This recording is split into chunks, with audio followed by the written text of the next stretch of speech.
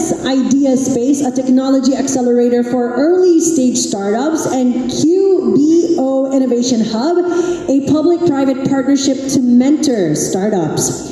Previously, our speaker was first Vice President and Special Assistant to PLDT's Chairman and President of PLDT Smart Foundation. Prior to PLDT, he served as Vice President, Communications for TLC Beatrice International, a food company in New York and Paris. He worked for several New York public relations firms and a financial startup there.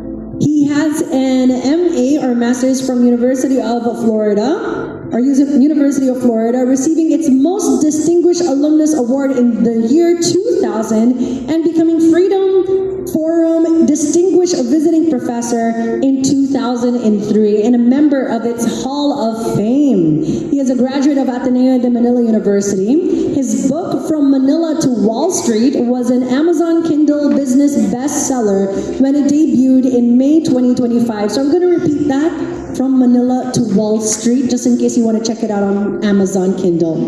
Please welcome the president of PDRF, Mr. Rene Butch Mealy.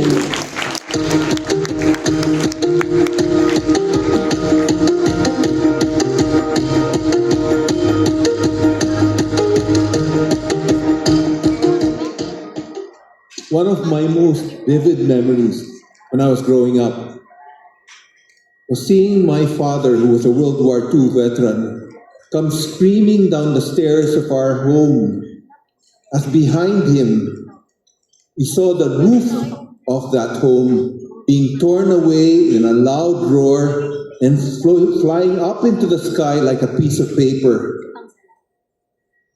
Every Filipino has a story about an earthquake, about a volcanic eruption, about a typhoon, and in some cases, civil conflict.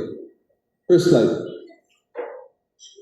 This slide shows you the typhoon path of every typhoon that hit the country since 1980 until the present. Now, I'm old enough to know there are some big typhoons before 1980.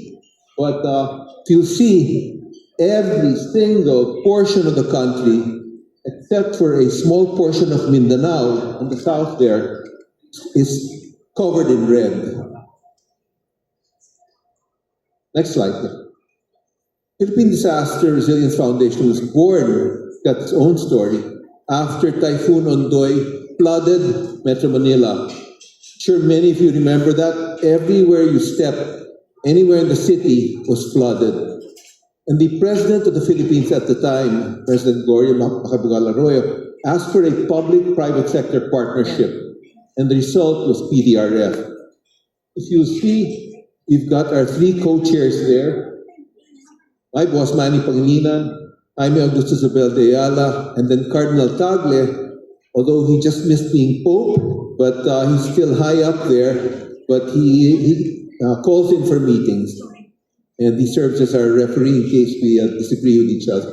But the key about PDRF is, even though these companies compete with each other commercially, Coke, Pepsi, Manila Water, and so on, Smart and Globe, when it comes to disasters, we try to work together. Next slide. We work all over the country in all the different pillars of disasters: mitigation, response and recovery. And the difference with us is that when it's a large disaster like Yolanda or Haiyan, we station a team there. We stationed a team in Tacloban for 4 years before they left. In Marawi, a civil conflict in which we were active, we stationed a team there for 2 years. In Catanduanes, after a terrible typhoon there, we stationed a team there for 1 year. Next slide. What we're most proud about, and I think all Filipinos should be proud of this, I think this is one area where the Philippines is ahead of the rest of the world, and that's private companies helping out before, during, and after disasters. Everybody else is coming here to copy us. And one symbol of this is this facility in Clark. It's the world's first ever privately run national emergency operations center. From there, we can track any storm in the world. We can track any earthquake, any volcanic eruption. We track COVID-19 pandemic. From there, we issued advisories, not just in English, but in French and Spanish from there to different countries around the world, and other countries have asked us to help them track their weather. I hope you get the chance to visit. It's a nice place. You have a barbecue pit, and we'll treat you to lunch. So it's not too many of you, but do visit. The reason we put it in Clark is that our big concern is the big wave, which is your topic today, the Manila Trench, or the big one. Let me just invite you, October 10, there's a big simulation. Ayala is running it, and please join us. It's called PS72. It's a 72-hour simulation exercise for an actual earthquake starting October 10. Next slide. One of the things we're also proud about is the system called Handa.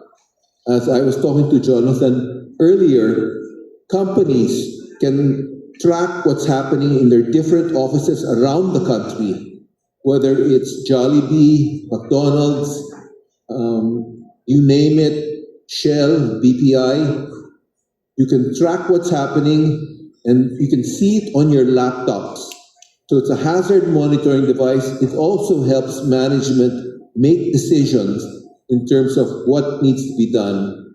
And we can occasionally help rescue employees should they need it. Next slide. We operate on the cluster system. This is where the private sector is strong, whether it's water, telecoms, power, logistics. The government needs us, and we work closely with OCD and other government agencies. We've got partnerships with the government agencies on the left-hand side here. DSWD asks us to transfer their relief goods should they need it. We have a common Viber group with the Department of Energy, so we know right away which areas have no power and how long it's going to take before power is restored. Next slide, please. And we also work with the UN on the other side of that slide. What makes the response of the private companies different is that companies like Meralco or Aboitiz Power will send their personnel and their equipment to areas outside their electrical franchise and have them live there for months at a time until power is restored. UPS, we've got a pre-agreement with UPS and with NLEX to use their trucks to transport the goods of the government, the relief goods of the government. Whether it's Manila Water, AirAsia, what we want are your assets, not necessarily cash all the time, though cash is important, but whatever you're already doing, whether it's generators, water, McDonald's, Jollibees, that's all welcome. Next slide. And one of the things you're most proud about, and Jonathan is there featured prominently, we've worked closely with Cebuana in the past. During the Abra earthquake and during Typhoon Ompong in 2018, Cebuana is there, they're always there. They supplied both relief goods and boats to help out the people in need. So maraming salamat Cebuana, John Henry, I know you've done so much to help so many people around the country. So thank you for your help. Next slide, please. We're also active in recovery. This is how we started. What makes us different, sometimes we'll help rebuild schools and health centers, which we did after Yolanda. But in turn, for example, when fishermen lose their boats, we don't just give them the boats. We teach them to repair the boats and how to build them again. So they become self-sustaining. It becomes a sustainable effort. They can use the boats for tourism and other things. The other important part of this is that we try to revive the supply chain system, because no company can sell their goods if their dealers, their retailers are out, if there's no revenue. So what we've done is that companies have gotten together like Unilever, Coca-Cola, smart. They put together baskets of goods worth 10,000 pesos. They provided protective clothing in the case of the COVID-19 pandemic to help these women-owned stores. They're all women-owned sari-sari stores recover and reopen, especially after Yolanda and COVID. If you remember, people were scared to reopen and the women were scared. It's only when they got this protection and the baskets of goods that they decided to reopen. Next slide. We're active in mitigation, which is important for for today's topic, the big wave. Shell launched a big mangrove planting exercise. That's important. It's one way to protect coastal cities from a tsunami. Japan has gone to the extent that they've built forests of trees along their shores where they expect the tsunamis to hit. So when the waves come in, there's no people there. It only covers the inland forests, and the people are further back behind. So it saves a lot of lives. It's something we can learn from. Next slide. Training. That's why it's so important that we have these simulations and these forums that you have today. Business continuity is important for us. We work closely with OCD in order to train government agencies to continue operating during an emergency. Next slide. These are just two of our programs that we're proud about. We lost a lot after USAID pulled out of well, they were abolished, but the Australian government has been very helpful. Through them we provided emergency communications equipment to different LGUs around the country, most recently to Santa Ana after Typhoon Nando. So they were able to use that equipment, which includes Starlink, to operate and continue to conduct business. Today, as I speak, we have a team that's in Masbate distributing 4 Starlink units along with the relief goods so that so that Wi-Fi can be restored in these areas.